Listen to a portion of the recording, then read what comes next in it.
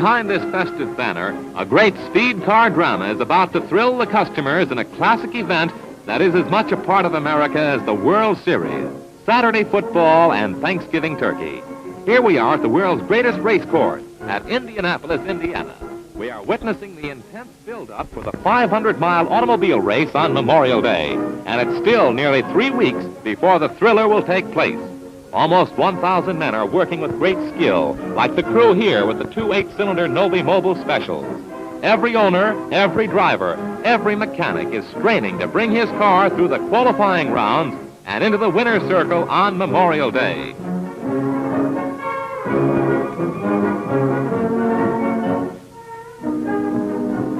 They are tuning, adjusting, and rechecking the 66 trim, precision-built cars which are entered. The hoods of these cars hide many secrets which mechanical and scientific genius have devised to produce greater speed, greater endurance, greater performance. In the past, this genius of racing men has given us such innovations as high-test gasoline that are shock absorbers and shatterproof glass. This is the sign of the Flying Red Horse, the mobile sign. It is brought to the 500 and to every driver of automobiles the latest in scientific discoveries which make for higher quality lubricants and motor fuels. That is why many owners of cars in the 500 have chosen Mobil Oil to lubricate their sensitive, high-powered motors. Outstanding among these is 3-time winner Lou Moore, whose 4 entries in the 500 represent an investment of about $150,000. Rolling out for a trial run is Moore's ace driver Bill Holland, who was champion in 1949. He later qualified at better than 130 miles an hour. Lou Moore himself times the laps, directs his drivers, and oversees every item in preparation for the qualifying runs and the 500 itself. He knows that meticulous care for every detail leads to victories.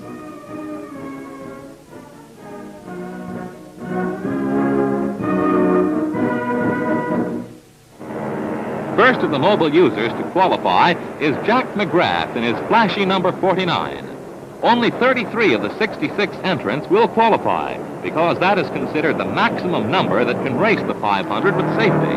That means there will be many heartbreaks before the race is run, and this year will produce heartbreaks aplenty.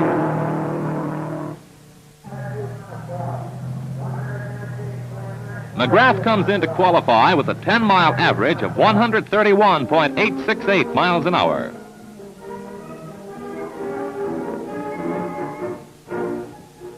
The qualifying runs proved to be the fastest in the history of the race. The terrific pace is set on the first day when other drivers join McGrath in the 130-mile-an-hour class. Each car does the 4 trial laps alone on the track. Messages written on blackboards keep drivers informed as to their progress, and they press their cars deep into the curves with amazing speed and skill. Here a racer gets the checkered flag to indicate that he has completed his 4 2.5-mile laps. A qualifier comes in.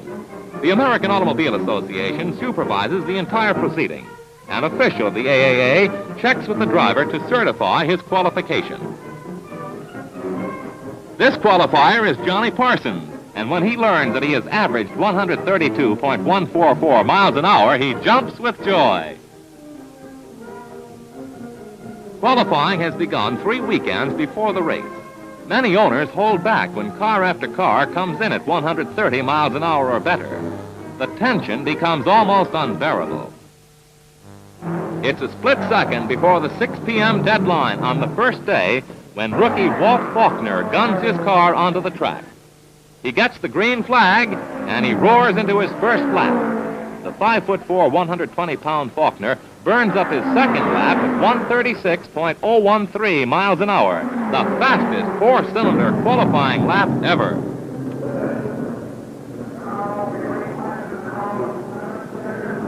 Faulkner gets the checkered flag. He's qualified at an average speed of 134.343 miles an hour. Another new track record, and another record for Mobil Oil, which is taking the place of castor oil as a racing car lubricant. The Mobil Oil that goes into these fast racers is the same oil that is bought by any motorist from filling stations like this one throughout the USA. This is certified before the race by the American Automobile Association. The AAA man visits this station and receives the same courteous treatment that American drivers have learned to expect at the sign of the Flying Red Horse, the mobile sign of service and quality. The oil is sealed and certified for the 500.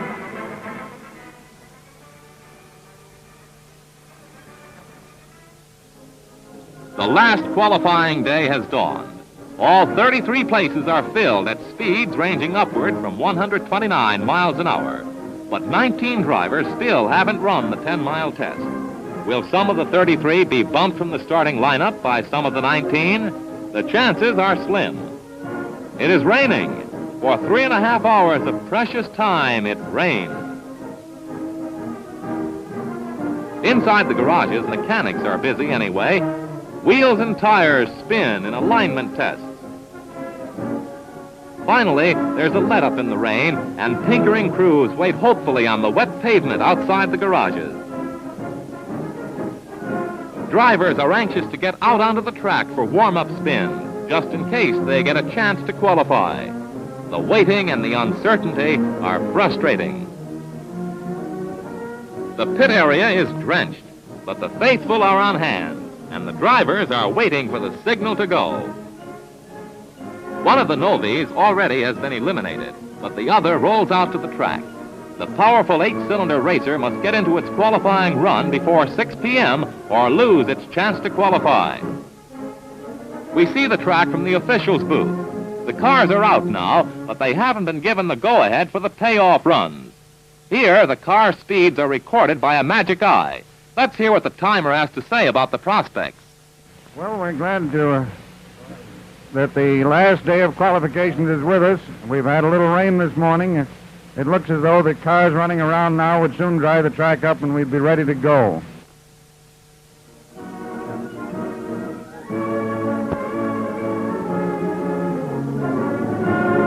So at last, the track is dry enough. But is there time enough? Anyway, the qualifying runs are on. Speedway President Wilbur Shaw calls for and gets the kind of good sportsmanship for which the 500 is noted. If you can't go fast enough, he says, pull in and give the next fellow a chance. 4 drivers comply. Even so, 8 drivers never take their qualifying run. They are still waiting in the line at the 6 p.m. deadline. Among those left behind is the Novi's last hope, Chet Miller. Only one driver has qualified during the last day. He is Johnny McDonald.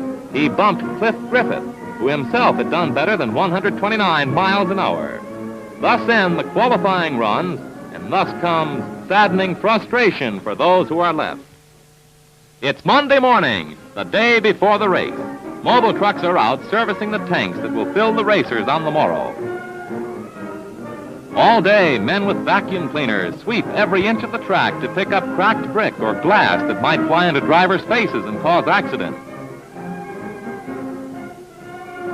Drivers and crews gather for last-minute instructions and especially advice. The lead feet, the men heavy on the accelerators, are warned to play it safe and protect lives. They listen closely, for tomorrow is the day they've been building and training for. They are told if a man wants to pass, let him pass if he can. That's the rule of the 500, and the authority is Wilbur Shaw. Let's hear his final words. And may the best man win, and thank you very much.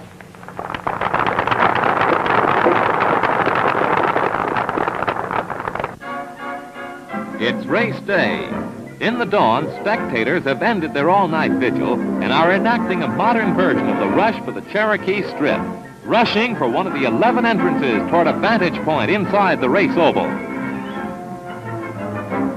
More than 10,000 vehicles are parked in less than 90 minutes inside the 433-acre area where 3,000 employees are already busy. There, behind the famous 6-story pagoda for race officials, are the fans who have spent a sleepless night to climax the wait of days, maybe weeks. Their ears are tuned for the roar of motors, which they have traveled hundreds of miles to hear. Their license plates tell the story of their pilgrimage to Indianapolis, the holy of holies of automobile racing.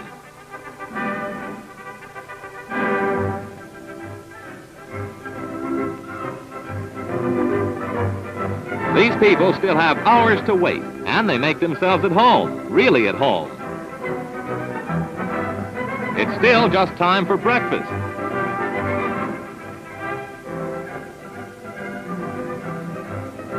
Some of the spectators prepare to watch from homemade towers or do some flirting on the side. The early birds are on hand because the great track already has begun to come to life.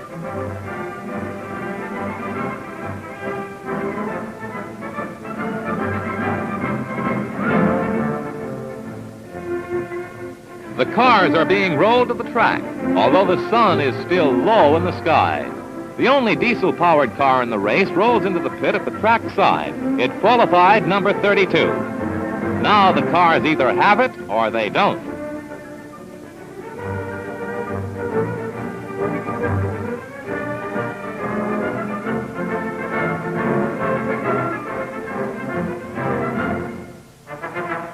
The day grows warmer as race time approaches. Lou Moore is giving his 4 blue entries their final checkup. Those cars, numbers 3, 5, 8, and 14, have been assembled bolt by Moore, who used to drive the 500 himself. He tests his own tire.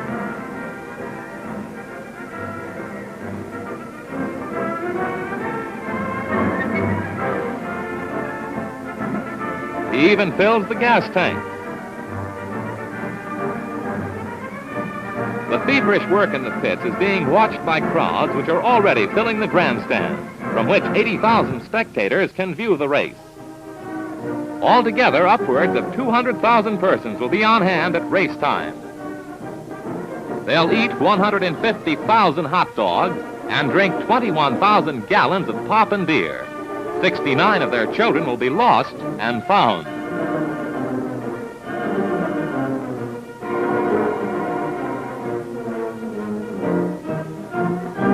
The day's program begins.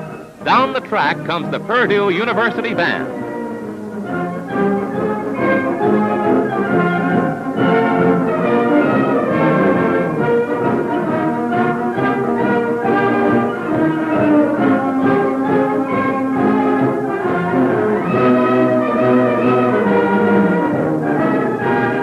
The 33 cars are rolled into race position. It's just half an hour before race time.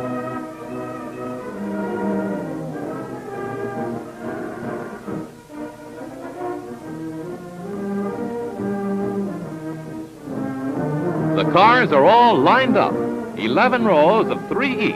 The fastest qualifiers in the first row, the slowest in the last. Drivers wait tensely for the signal to climb aboard. Crews stand by. Others look on anxiously. It's almost time. At exactly 10 minutes to 10 comes the word, "Gentlemen, start your engines." Failure to start the motor means out of the race.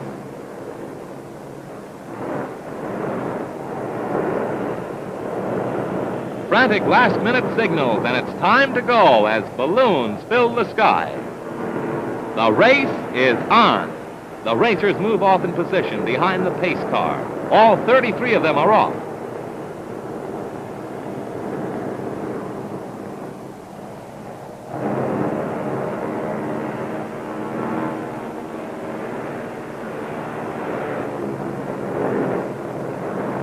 They come into the first turn on the pace lap.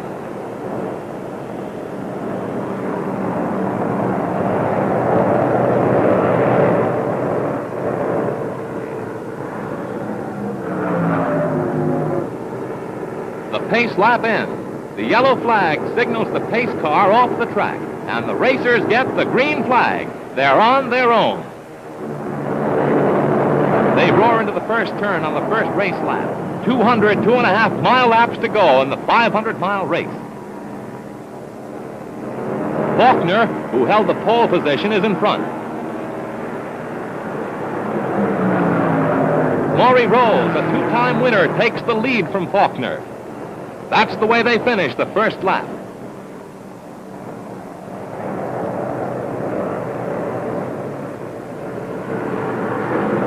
They go into the back stretch on the second lap, and Rose is still ahead.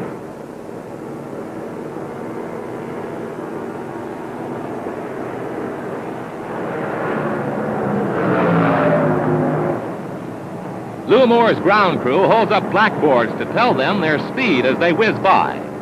3 of Moore's Blue Crown specials with Connors, Bettenhausen, and Holland at the wheels are grouped together.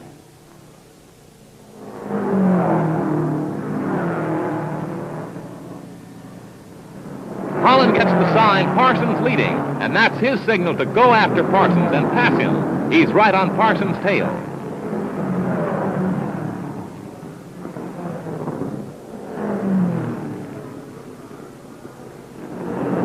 What does he see? Number 67 goes into a spin, but driver Bill Schindler controls her and later gets back into the race. After 200 miles in second place, Maury Rose is pulling his blue speedster into the pit for tires and fuel. Pit crew swing into action. Every second counts.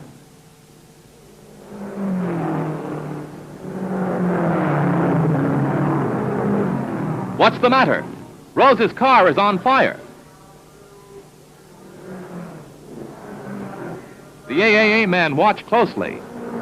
But an alert fire crew put out the blaze and Rose is off again.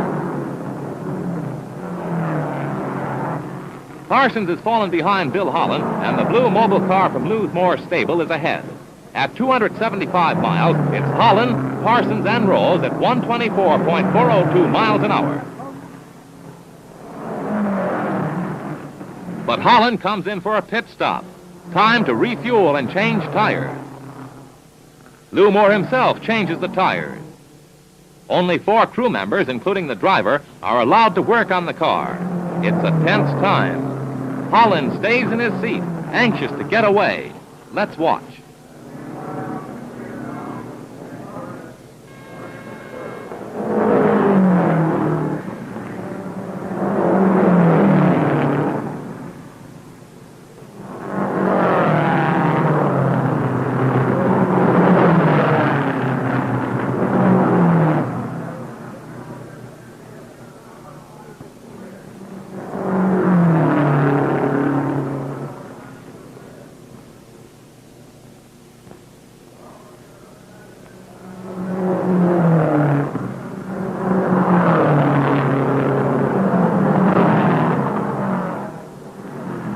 Tires are changed at last. A crewman polishes the windshield as Holland moves away just 67 seconds after he stopped. The sky is clouded over. Holland passes Gene Hartley in an effort to make up for lost time. During his pit stop, he fell back to 6th place. He's fighting up towards Parsons, and he's just behind him again. He's after him on the back stretch. A real battle for first place. At 325 miles, the overcast sky becomes ominous.